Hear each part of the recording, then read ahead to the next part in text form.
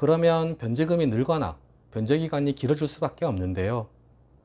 그런데 저는 왜 채무자에게 다행이라고 얘기하는 걸까요?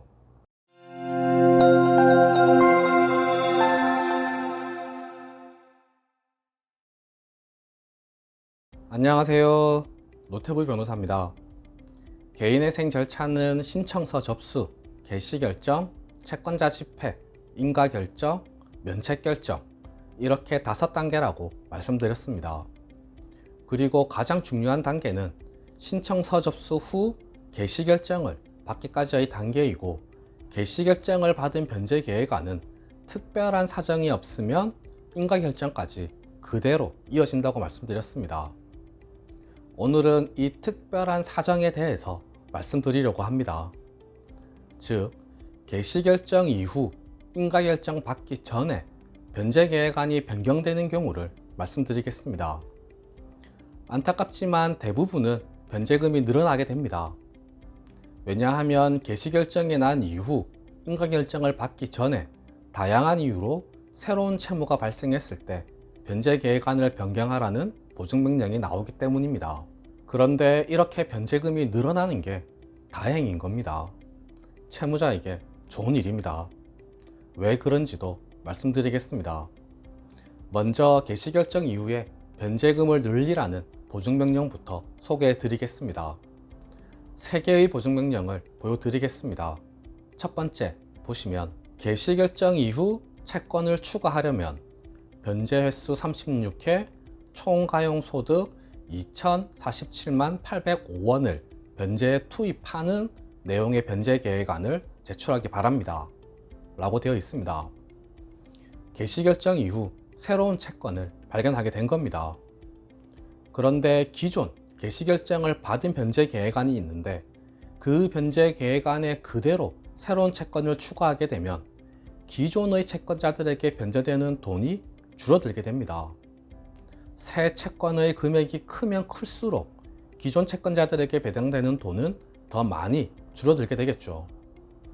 이를 방지하기 위해서 법원에서는 총가용소득, 즉 총변제금을 늘리라는 의미의 내용입니다. 따라서 채무자의 월 변제금도 당연히 늘어나게 되겠죠.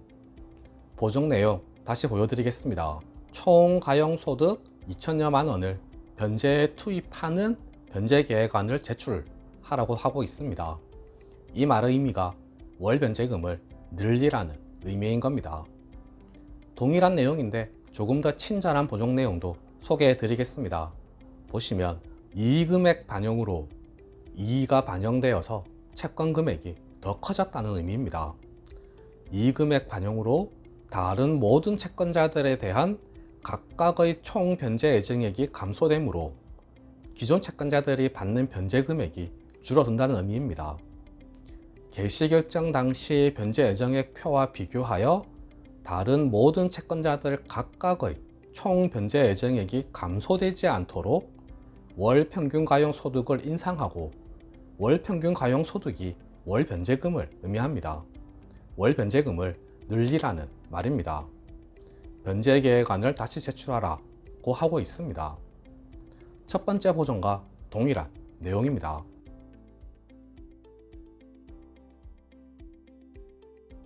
세 번째 소개해 드릴 보정은 약간 다른 내용인데요. 원리는 동일합니다. 보증명령 먼저 보여드리겠습니다. 보시면, 개시결정 이후 우선권이 있는 채권 금액이 증가한 바, 우선변제 채권이 증가했다는 의미입니다. 세금, 4대 보험료가 대표적인 우선변제 채권인데요. 우선변제 채권은 일반 채권보다 앞서서 전액 채무를 변제해야 합니다.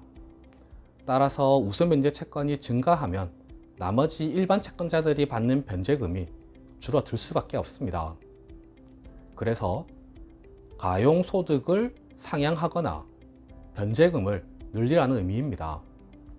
변제기간을 연장하여 일반 개인회생 채권자의 변제율을 유지하는 변제계획안을 작성하기 바랍니다 라고 되어 있습니다. 우선 변제 채권이 늘어났다고 해서 일반 채권자들이 받는 돈이 줄어들지 않도록 변제금 또는 변제기간을 늘리라는 의미입니다. 두 유형 모두 새로운 채권의 발견 또는 채권 금액의 증가로 인해 기존 채권자들에게 피해가 가지 않도록 하라는 취지입니다. 그러면 변제금이 늘거나 변제기간이 길어질 수밖에 없는데요. 그런데 저는 왜 채무자에게 다행이라고 얘기하는 걸까요?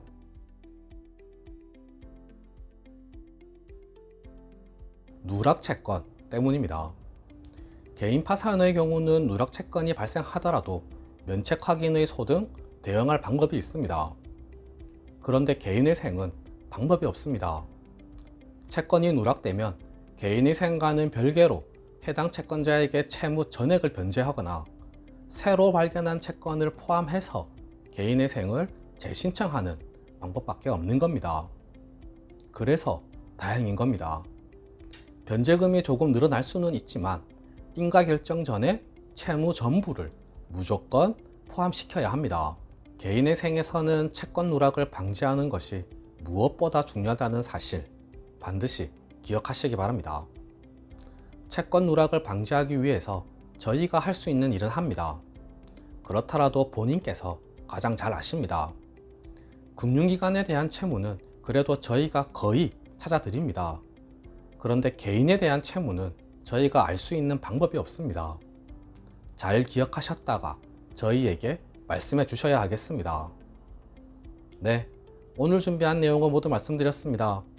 궁금하신 점이 있으시면 댓글에 남겨주시거나 전화 주세요.